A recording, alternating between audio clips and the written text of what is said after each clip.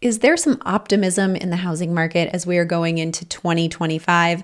Sellers, I have some good news for you. Happy New Year's Eve, everyone, or Happy New Year, depending on when you're watching this. Today, we are talking about some good news for sellers. We're also going to talk about where we're at with mortgage rates and how we're ending the year with active listings because it is actually pretty high. So we'll see what that means for us or for the US as a whole. Let's get into it. So US home prices rose 0.5% in November.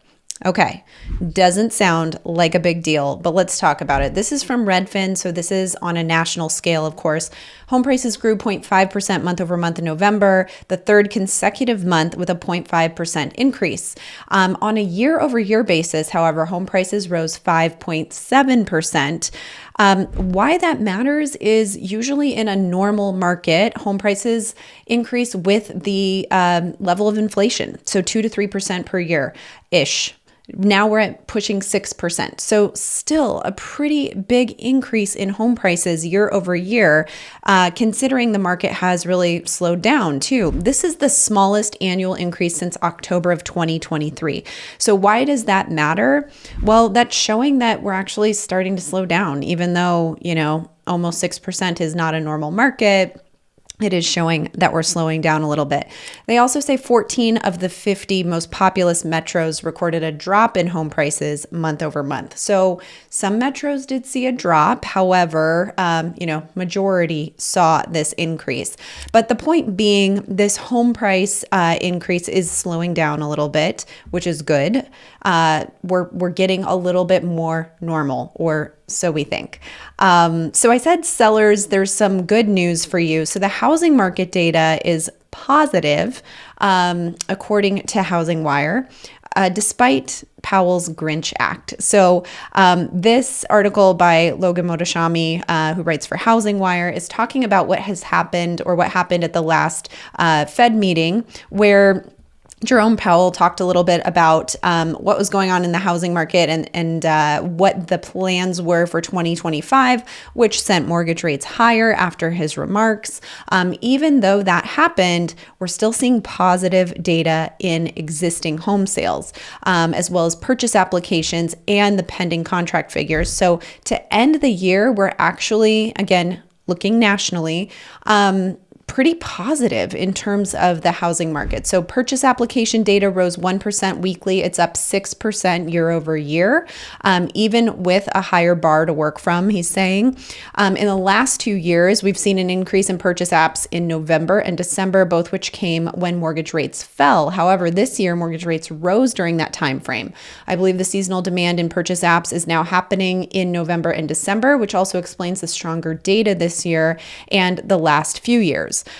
So we've seen this positive year over year growth trend with mortgage purchase applications. And so they're showing that as we've ended this year, we're actually ending a little bit higher than 2024. We're still below 2022, but you can see that like tiny little uptick at the end of 2024. So based on this, they're kind of saying, we're surprised that these mortgage applications, this data is positive as it is, given where we've been going with mortgage rates. And I'm going to get there in a minute. Hey, by the way, real estate agents, if any of you are watching this and you're considering joining a team, I'm going to shout out again. Our team is looking to add some agents next year. So check the description below because our email address is in there, and send me an email if you are interested in more information about joining our team. So existing home sales are elevated, 4.8% in November, post strongest year over year increase since June of 2021. So again, more positive news for the housing market, showing that it is still pretty strong. Although we had a very, very slow year in terms of home sales, we are still seeing home sales elevated 4.8% in November. So existing home sales ascended 4.8% in November to a seasonally adjusted annual rate of 4.15 million, the swiftest pace since March. Sales accelerated 6.1% from a year ago, the largest year over year gain since June of 2021. So it's no secret that home sales have been in the trash the last 2 years. I mean, this year is pretty much just as bad as last year in terms of home sales, but we are starting to see this shift a little bit. The median existing home sale price rose 4.7% from November 23 to the 17th consecutive month of year-over-year price increases. And inventory of unsold existing homes slipped 2.9% from the prior month. The equivalent of 3.8 months of supply at the current monthly sales pace. So all in all, they're saying we had more home sales, higher home prices, and our inventory went down a little bit. And this is according to the National Association of Realtors, again, looking at the US as a whole. So that is good news for sellers. I mean, that's showing some strength in the market, that values are continuing to increase. We're still seeing buyers out there despite where mortgage rates and prices are at, because we're still getting these sales transactions. And we're also seeing inventory go down, which lessens your competition as a seller. So if you're a seller and kind of thinking about like 2025, I may be selling my home, I don't really know what it's worth, check the description. We have a link for an instant home valuation if you just want to get a good gauge on what that might be worth. So where are we in Phoenix with home sales? Because this hasn't been a very pretty picture, but I was taking a look at where we're at for 2022, 2023, and 2024.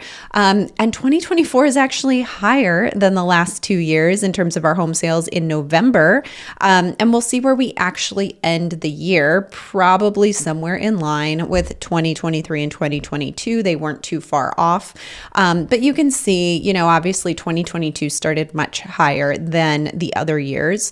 And this year we were somewhat on pace with 2023, but we did have a few dips where we did not have those in 2023. So a very similar year in terms of home sales here in Phoenix. Nothing to be writing home about. And I feel like we can only go up next year. I mean, I don't know, just a thought. So let's talk about these mortgage rates, because all of the predictions for 2025 rates are pretty much already wrong. And that's because most of the forecasts said that we would be starting 2025 with rates somewhere in the sixes, and they're most likely not. This article from Housing Wire is talking about how most analysts expect mortgage rates to spend the year with a 6 handle. The most optimistic predictions assume 2025 will see mostly low 6s for the 30-year fixed rate mortgage. And yet, with pesky inflation data not falling as quickly or as far as expected, Jerome Powell suddenly changed his language in the Fed meeting on December 19th. The bond market got spooked. Mortgage rates jumped back up over 7%. They're saying rates could still ease down, of course, and probably will at points during the year.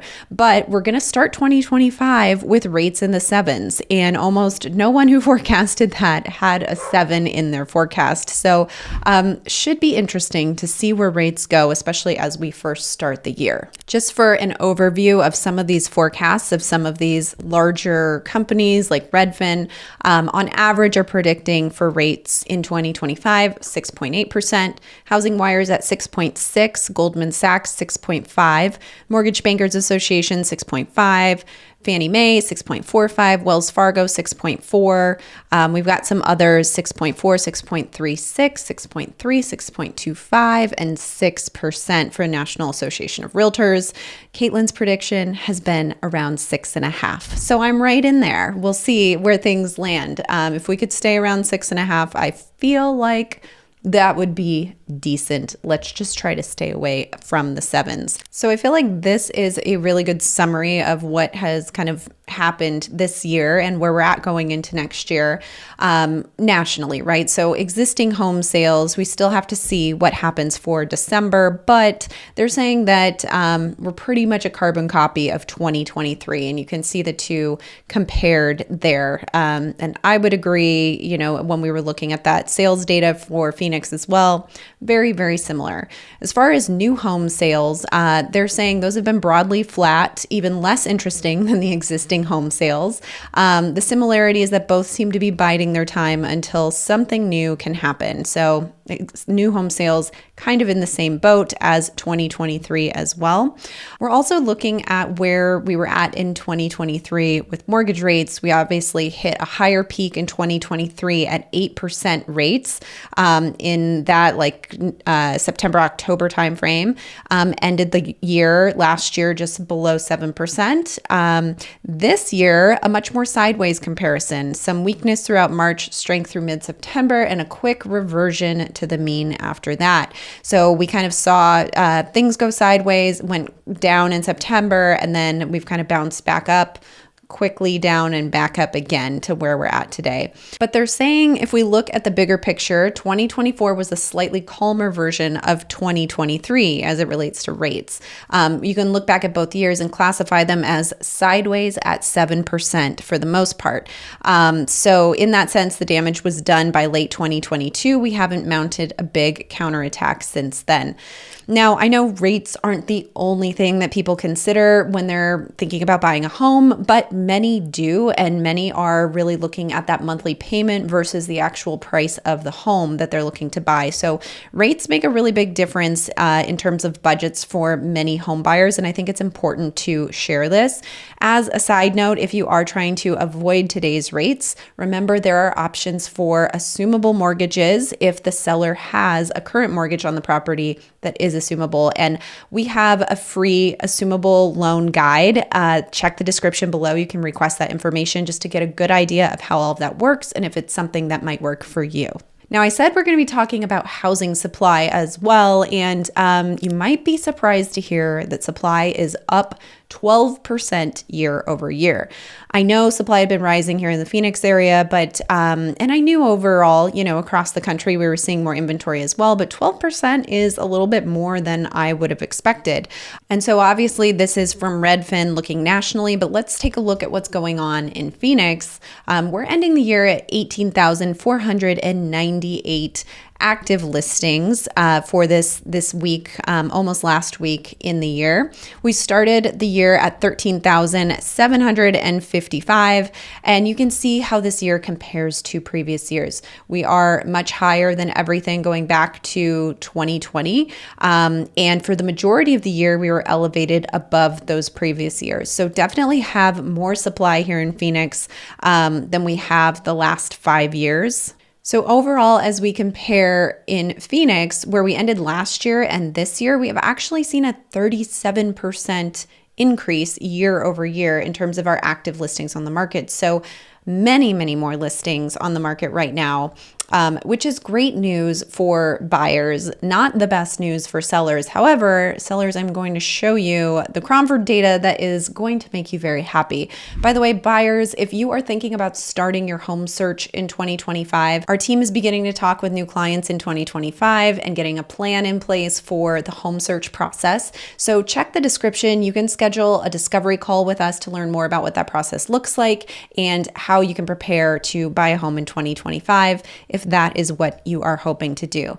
So the CMI, every week we take a look at this, it is at 89, and I believe that is higher than where we were at last week or the week prior, getting back up closer to 90. So why is this? Well, we have seen our supply start to drop off. Our demand hasn't changed all that much, and we're seeing a lot of green arrows on this chart now, which we haven't seen in a while. There's only 3 major cities that have seen this movement towards a buyer's market over the last month. And the overall change in the CMI on average, which we also track every single week, is pretty positive this year. It's 6.2%. And last week, we saw an increase of 2.9%, which was the first positive trend we've seen in a while. But 6.2% is much higher than where we were at last week. So seeing this trend, favorable for sellers. I think that a lot of this has to do with slower time right now, fewer listings on the market. I don't know that this is a true representation of where we're headed just yet. We need to give it a few more weeks, but we will see what happens as we start 2025.